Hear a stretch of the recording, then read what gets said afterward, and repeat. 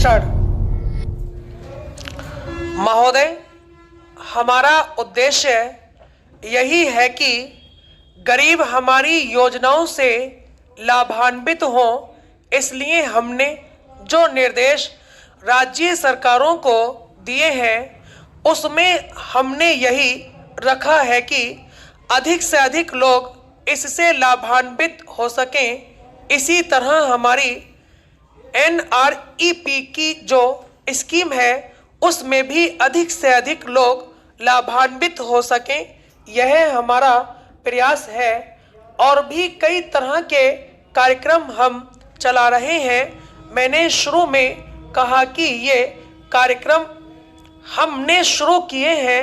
हमारा कभी दावा नहीं रहा कि हमने सारी समस्याओं का समाधान कर लिया है, लेकिन हमने प्रयास जरूर शुरू किया है, हम कर भी रहे हैं और हम उम्मीद करते हैं कि अगर आपका भी सहयोग पूरी तरह से हमें मिले तो इन समस्याओं का समाधान करने में बहुत हद तक हम आगे बढ़ सकते हैं। आपने रेडियो की चर्चा की, रेडियो से इसका प्रसारण करते हैं। उन्होंने एक पैमाना बनाया हुआ है। 5 डिग्री से नीचे जब मरकरी गिरता है तो उसके बाद वे कहते हैं कि शीतलहर चलेगी। 6 डिग्री से नीचे तक का अभी तक का उनका अनुमान है। मैंने मौसम विभाग के लोगों को बतलाया था और उनसे मैंने यह सवाल किया था। यद्यपि आप मेरी राय से सहमत होंगे कि इसमें ऐसे ही लोग मरते होंगे जिनके पास की घर नहीं होता, वे बेचारे कहीं फुटपाथ पर सोते हैं, भिखारी हैं, वे रेडियो कहां से सुनने वाले हैं। लेकिन फिर भी मौसम विभाग से पूछा कि उनको चेतावनी देनी चाहिए तो उन्होंने कहा कि जब 6 डिग्री से नीचे मरकरी आता है तब उसको हम शीतलहर मानते हैं और उसको पूरी तरह से एक चेतावनी के रूप में प्रसारित करते हैं। इस प्रकार की मौसम संबंधी सूचनाएं रोज ही रेडियो से प्रसारित होती रहती हैं, लेकिन अभी उनके मापदंड के अनुसार शीतलहर नहीं आई है।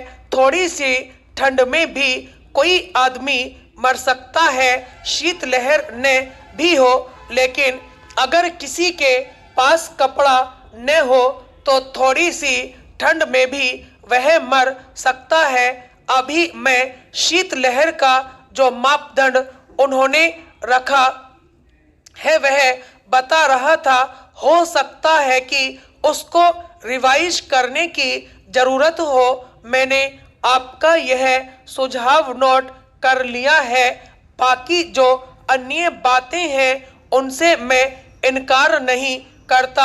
हम और आप सभी जानते हैं कि इसके पीछे सबसे बड़ा कारण गरीबी ही है, लेकिन आप इसका कोई राजनीतिक लाभ उठाने का प्रयत्न न करें। रैन बसेरा और आयोग नियुक्त करने के बारे में भी मैंने पूछा था। आयोग बहाल करने से कोई फायदा नहीं होगा, बल्कि उस पर जो खर्चा आएगा उससे गरीबों में कंबल बांटना अच्छा रहेगा। अंग्रेजों के जमाने में ज्यादा फेमीन कोटा था, उसको रिवाइज किया गया है, लेकिन शीतलहर का जो पैमाना अंग्रेजों के जमाने में चल रहा था वही आज भी चल रहा है, इसलिए उचित नहीं है। महोदय, सरकार के पास इस साल की रिपोर्ट नहीं है, लेकिन पिछले 3 साल की रिपोर्ट क्या सरकार बतलाएगी कि पिछले 3 सालों में कितने लोग ठंड से मरे हैं और कितने लोग गर्मी से मरे हैं। ठीक है, अभी की रिपोर्ट मान लेते हैं कि नहीं है। अभी के लिए कह सकते हैं कि मेरे पास तो रात को ध्यानाकर्षण आया है, मैं क्या कर सकता हूं। लेकिन क्या सरकार यह बताने के लिए तैयार है कि विगत 3 वर्षों में कितने लोग ठंड से मरे हैं और कितने लोग लू से मरे हैं। जो रैन बसेरा योजना के बारे में कहा गया कि गरीबों के लिए यह योजना चलाई जाएगी और न सिर्फ दिल्ली में बल्कि पूरे देश में चलाई जाएगी, उस रैन बसेरा योजना का क्या हुआ। यह जो रेडियो और प्रसारण का विभाग है, क्या इसका यह दायित्व और फर्ज नहीं हो जाता है कि लोगों को ऐसे समय में चेतावनी दे जिस तरह से कहीं अगर तूफान आने वाला होता है तो उसकी चेतावनी वह देता है कि तूफान आने वाला है, सचेत हो जाओ। ऐसे ही अगर भयंकर शीतलहर चलने वाली हो तो क्या उस जगह के लोगों को वह यह नहीं बतला सकता है कि भयंकर शीतलहर आने वाली है। आप लोग अपने बचाव का उपाय करें। ये सारी समस्याएं हैं जिनके संबंध में मंत्री महोदय जवाब दें और इसको गंभीरता से लें। मेरा सिर्फ यही कहना नहीं है कि आप केवल कृषि मंत्री हैं, कृषि मंत्री होने के नाते आप सरकार के एक अंग हैं।